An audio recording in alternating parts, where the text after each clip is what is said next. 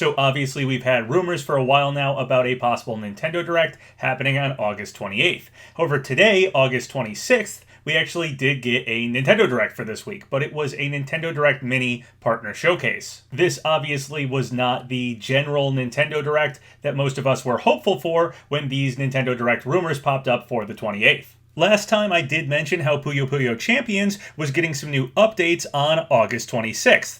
Ironically enough, we also got Puyo Puyo Tetris 2 announced in this partner showcase, so a lot of Puyo Puyo stuff happening today. Over on Twitter, @SackChief wrote, "Hey, @Sega, can you guys include Erdrick in Puyo Puyo Tetris 2 this time? Thanks." And @1128_Lizzie wrote, "I noticed this in the trailer. It's a possibility." And it does appear Erdrick from Dragon Quest may be in Puyo Puyo Tetris 2. Obviously, I've been a big supporter of Arl getting into Smash. We already have Erdrick in Smash as one of Hero's alts, so it'd be pretty cool to see Arl and Erdrick also together in Smash eventually. And over on Twitter, @BobExistent pointed out to me that Puyo Puyo actually gets quite a lot of crossover content. Anyway, back to talking about the partner showcase itself, it was shadow dropped on us, and that's been a trend Nintendo's been doing lately. Pikmin 3 was shadow dropped, so was Paper Mario.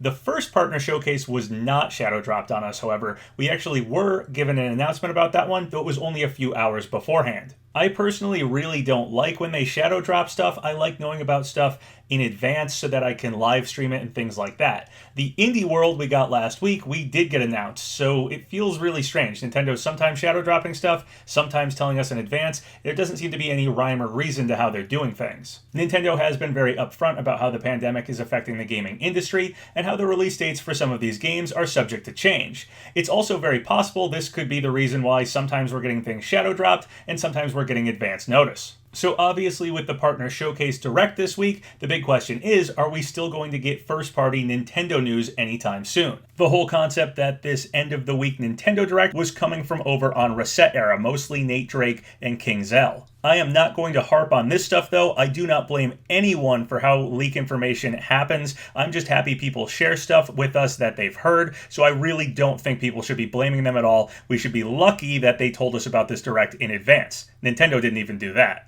And it ended up just being a partner showcase, but those other games they've heard are likely still going to happen at some point. Over on Twitter, @/Games wrote, "Do you think something is still coming on the 28th? You said stuff about first-party and third-party games being there." And Nate Drake responded, "Nope, this is the Direct for the week." So that's a pretty definitive and direct response from Nate Drake. The rumored 28th Nintendo Direct that was coming from him, this partner showcase, ended up being what that was. Jeff Grubb was also talking about this, but was far more loose about exactly what was going on. Over on Twitter, @SChool13 had asked them, "The 27th is the earliest day for the Nintendo wildcard. Is there a latest day for that?" And Jeff Grubb responded, "The week ending September 18th. I still think Nintendo tips are difficult to parse because it could sneak in a partner showcase. But I'm expecting at least a Direct Mini, but possibly a General, by the middle of September, and it could happen as early as next week." So obviously we did get a partner showcase here. And Jeff Grubb also responded to someone else asking about the rumored Nintendo Direct. "I think it's very likely Nintendo is having something that day, and if it's not a Direct, one will follow soon after." So while it looks like the Nintendo Direct Mini Partner Showcase is the Direct that was being rumored about, it's very likely something else, something with first-party Nintendo games, could be happening in early September. So despite this partner showcase being the Direct for this week, is it possible we could still get something interesting announced on the 28th? We of course have the rumor for the 3D Mario games possibly getting a remaster or collection, and over on Twitter Jeff Grubb said, "Super Mario 3D All-Stars sounds like a good name for a video game." @James Stevenson wrote, "Don't tease me," and Jeff Grubb wrote back, "What you doing Friday?" But then continued with, "LOL, okay, before everyone goes to Party City to get their Super Mario birthday balloons, let me clarify that I'm feeling pretty good about Friday for this, but it's still not a guarantee. That said, here's the link," and linked some Super Mario birthday balloons. Also on Twitter, @KexVex wrote, "So nothing on Friday?" And Nate Drake said, "Correct." So all this rumored 3D Mario collection or remasters, whatever it is probably still going to get announced pretty soon. It doesn't seem like people are confident in the 28th any longer, and the whole rumored Direct for this week was in fact this partner showcase. The last general Nintendo Direct was September 4th, 2019, so we are slowly approaching a full year since a general Nintendo Direct. Also, September 13th is the 35th anniversary of the Super Mario Bros. Series. Nintendo also told the Japanese press and investors that it will hold a special management briefing session on Wednesday, September 16th. The only first-party Nintendo game we have announced for the holiday season of 2020 right now is Pikmin 3 Deluxe. It really feels like Nintendo needs to show some games pretty soon. We had no E3 this year, and despite the pandemic obviously pushing things back, Nintendo does need something to show up soon. So now let's talk Super Smash Bros. Stuff. Last time I was talking about how it was really strange that Smash Bros. Did not have spirit events for the last 3 big Mario titles: Mario Maker 2, Luigi's Mansion 3, and Paper Mario the Origami King. And we were talking about what that could potentially mean for a possible Mario rep in our second Fighters Pass. Well, our speculation didn't last long, as we just got a new spirit event, and it's for Paper Mario the Origami King. The Google translation says, 5 days from 8/28 Friday, Ambition of Origami, Paper Mario Origami King is held. During the period, 3 new spirits of Paper Mario Origami King will appear. Please check it. So it felt really strange that Paper Mario the Origami King had been passed over for a spirit event in Smash when most other Nintendo titles had gotten one, and now we have a Paper Mario Origami King spirit event showing up this Friday. Over on my Discord, Para wrote, at PapaGenos, the spirit event is for 5 days, so in fact, it's longer than the normal spirit events. And that is true, most spirit events last for 3 days. However, this isn't totally new to get one that lasts 5 days, it has happened before in the past. So of course, the big question now is, how does this affect Paper Mario's chances to getting into Super Smash Bros.? Over on Twitter, at PushDustin wrote, RIP Paper Mario. RIP, I get it. It's really easy to make paper puns.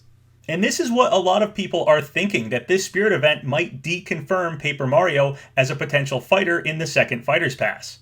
While obviously the spirit event only brings in 3 new spirits, and Paper Mario has a long history of game titles to pull spirits from, it does still seem strange to do this spirit event if Paper Mario was in fact coming to Smash. It really feels like if that were to happen, you'd save these spirits for his spirit board. So while I don't think getting this spirit event deconfirms Paper Mario, it is only a spirit event for the Origami King, not the whole Paper Mario series itself.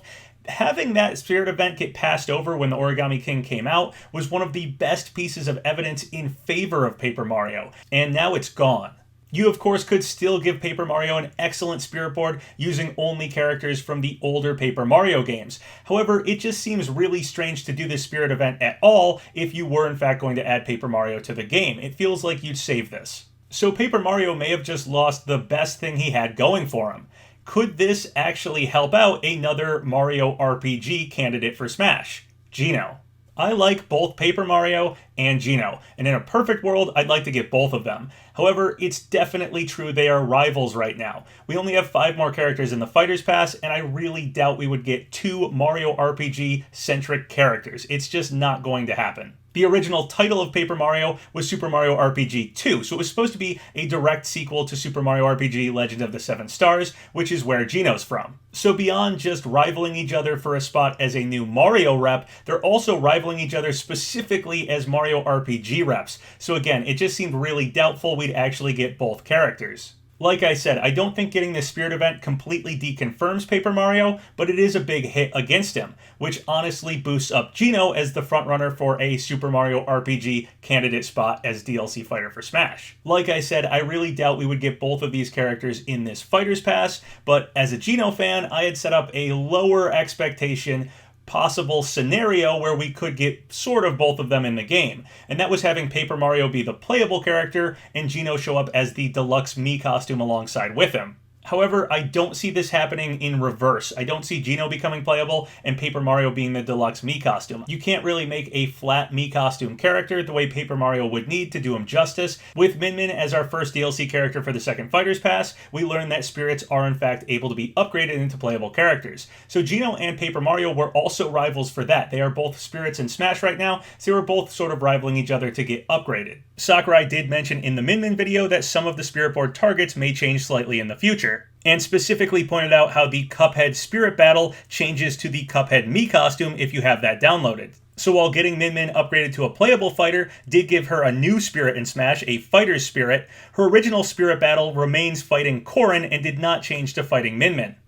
So trying to keep my expectations low here, my thoughts were that we've gotten Geno as a Mii costume in the past, so possibly we could get Paper Mario as a playable character, and then Geno as the deluxe Mii costume, have the Geno Spirit event add him as that deluxe Mii costume, Paper Mario as the playable character. I thought it was a pretty good balance. It would represent the Mario RPG series as a whole, which of course includes many Paper Mario games, very well, but still represent Geno, still sort of get Geno in Smash, and that's basically where I was leaving my expectations. I didn't want to overhype myself thinking Geno might actually get to be a playable character, and rather just set my expectations lower, think he could be a deluxe Mii costume, and then be pleasantly surprised if he actually was the playable fighter. However, now with Paper Mario losing his best piece of evidence in his favor, not having a spirit event for the Origami King, I have to say I really do think Geno is now in the lead as far as this Paper Mario-Geno rivalry for a Mario RPG character spot. Over on Smashboards, Mr. Mike wrote, "Welp, Paper Mario's out of the running." Also funny that the last two spirit events that brought us new spirits were from Square Enix franchises.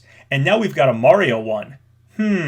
So that is true. The last three spirit events we've gotten that have brought new spirits were the Origami King, a Paper Mario game, a Mario RPG spin-off game, essentially, and then two Square Enix games. We got Octopath Traveler, and we also got Trials of Mana Spirits. So this shows at least Square is still on board in some capacity with this second Fighter's Pass, getting spirit events still. And you could even go further and argue that the Smash team is paying a lot of attention to Square right now and the Mario RPG series. The next fighter is Challenger Pack 7 for fighter number 77, and Geno is from Super Mario RPG, Legend of the 7 Stars. So we had that whole 7 theory thing, and that's still kind of relevant here. It's possible Geno could even be the next fighter revealed. We had some other strange things going in Geno's favor. That whole thing where GameStop put out that video that mentioned Geno being announced and how people were freaking out. GameStop claimed it was just a mistake and they meant the Geno Spirit. However, the Spirit was never announced. There was never a freak out moment. That part of the video has actually been pulled from the video they were playing in stores. And while I don't want to get too conspiracy theory with this, it is possible that maybe Geno was supposed to be announced at E3, and this video was made in preparation for that, but with E3 canceled, it just slipped out. We also have things like the Kako Malo leak. I don't want to talk too much about it because I know it's really divisive between fans, but we honestly haven't had it disproven. And we even recently got a Bethesda character added to Smash. We got Vault Boy as one of those deluxe Mii costumes. So getting a Kako Demon Mii costume is totally possible. The Malo Mii costume was on that list of Mii costumes that ended up being half completely true. The one with Gomon, Zero, Proto Man, Rocket Grunts, Malo, Smithy, and Chocobo. All the non-Square Mii costumes on that list we did end up getting, and they're pretty unguessable, specifically Gomon and Rocket Grunts. Now, obviously, the Kako Malo leak could be piggybacking off of that, but it is a very well done video leak. I haven't seen anyone be able to replicate it yet. It also alludes back to the very legitimate Ken leak we got before base game. And do keep in mind, someone did actually leak Ken. That image is legit. Someone who had information about Super Smash Bros. Ultimate early took that picture, put it online, and got it out to us. So that leaker does exist, and it's very possible they're still behind the scenes, and they may have gotten a little bit more footage for us, and that could be what the Kako Malo leak actually is. Of course, once again, it's also possible some faker piggybacked off of the Ken leak and put Ken in that Kako Malo video. It's possible they were piggybacking off of that Mii costume list. We did, of course, have that interview with Marty Stratton where he deconfirmed Doom Guy pretty hard, but it is possible he was lying to protect an NDA, or even that Doom Guy isn't coming to Smash, but Kako Malo is still real. Once again, we do have a Bethesda Mii costume in Smash already with Vault Boy. It has been a very long time. We've been waiting on Kako Malo to see if it happens, so I know a lot of people discredit it because of that, but do keep in mind that it's possible these Mii costumes may be done in advance. They might not be something that gets worked on alongside with the fighters. We really don't know. So while this one could in fact be fake, of course, I also believe it hasn't been completely disproven yet, and I wanted to lay out the facts once again, especially now that Geno's looking particularly likely. There's obviously some more out there things going for Geno. Recently, Sakurai posted these images. Well, it's probably just a funny image of Young Link with this oversized sword from the Pokemon League stage. It is possible it could be a reference to Mario RPG. One of the most iconic things from Mario RPG is Exor, and also Mac is a character that rides a giant sword. That's admittedly a very out there theory, and I could talk all day about out there tinfoil hat Geno theories, but honestly, I really do think Geno is looking more likely right now than he ever has, particularly because Paper Mario just lost the best piece of evidence he had going for him, and Paper Mario being Geno's biggest rival as a potential Mario RPG rep for the second Fighter's Pass. I really do think this puts Geno in the lead. Now, like I said, despite Geno being in the lead, this does not deconfirm Paper Mario. I still think Paper Mario is totally possible. There is enough other things from his older games to make a great Spirit board. This Origami King Spirit event may have nothing to do with deconfirming Paper Mario. Also, whoever Challenger Pack 7 is for Fighter 77, it might not be Geno at all. It could be a Pokemon rep to coincide with the Crown Tundra DLC. Or it could be Waluigi, another Mario rep. It's totally possible it's not Geno, so if it isn't Geno next, I still think Geno's in the running for a possible spot in this Fighter's Pass. I just think his chances are looking very likely right now particularly. And if Geno doesn't show up as the next fighter, I still think he could show up in this Fighter's Pass, maybe even as the final character. Geno is a highly fan-requested, fan-demanded character, so saving him for last could be kinda cool. So to summarize my thoughts on this Paper Mario the Origami King Spirit event happening, I don't think it deconfirms Paper Mario, but it's certainly a pretty big hit against him. I think it puts Geno in the lead as far as Mario RPG reps go if we get one in this Fighter's Pass. Of course, that does not guarantee that we'd get a Mario RPG rep in this Fighter's Pass whatsoever, or even a Mario character for that matter, so I really don't think this confirms anybody or deconfirms anybody. I just think between the rivalry with Paper Mario and Geno, this has put Geno in the lead. And then my thoughts on Challenger Pack 7 is still totally up in the air. While we do have 7 theory for Geno, it's completely possible it's going to be a Pokemon rep or something. I don't think it has to be Geno next, and I don't think Geno has to be in this Fighter's Pass. I just think he's pretty likely for the Fighter's Pass and could potentially be next. It's a possibility. I think he's looking more likely now than he ever has, but that doesn't mean that he has to happen next, or if he doesn't, that he won't happen at all, or that he will happen at all. Everything is still a very big maybe right now.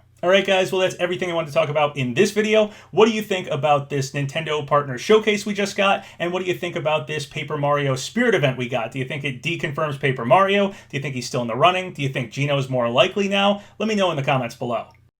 So once again, thank you guys for all the subscribes, all the likes. It really helps out the channel. So if you haven't subscribed yet, go ahead and do so, or like the video, or leave a comment, whatever you want.